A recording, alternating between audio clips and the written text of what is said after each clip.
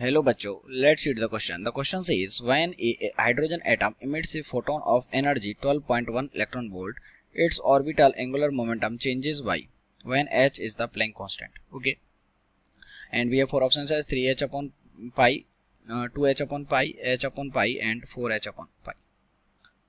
तो इस क्वेश्चन के लिए सबसे पहले हम की कॉन्सेप्ट लिखेंगे और इस क्वेश्चन का जो की कॉन्सेप्ट है वो इस क्वेश्चन का की कॉन्सेप्ट है वो क्या है? इस क्वेश्चन का की कॉन्सेप्ट है एंगुलर मोमेंटम।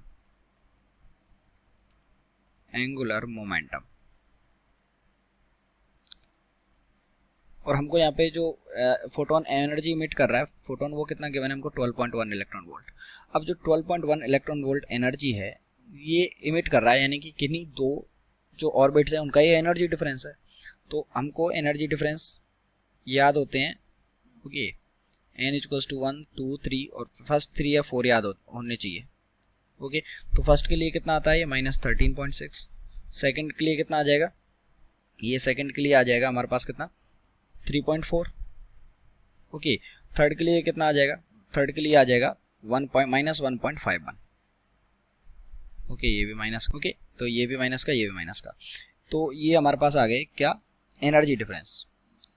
ये हमारी एनर्जी आ गई। इसको हम उससे फॉर्मूले से भी निकाल सकते हैं, E N equals to -13.6 upon N square electron volt. अगर एन की वैल्यू 1 रखेंगे 13.6, 2 रखेंगे तो 13.6 अपॉन 4 और 3 रखने पर 13.6 अपॉन 9, तो ये आ गया।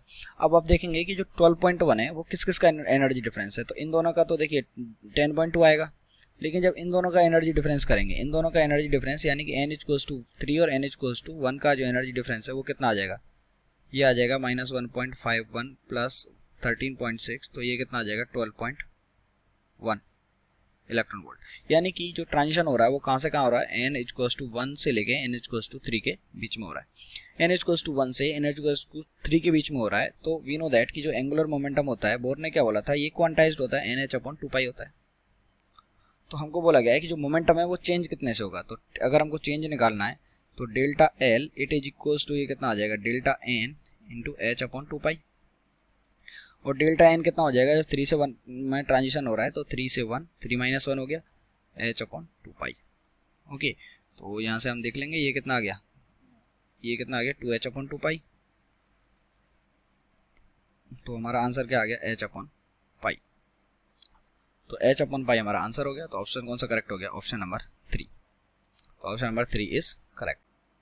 I hope you understood it well. Best of luck.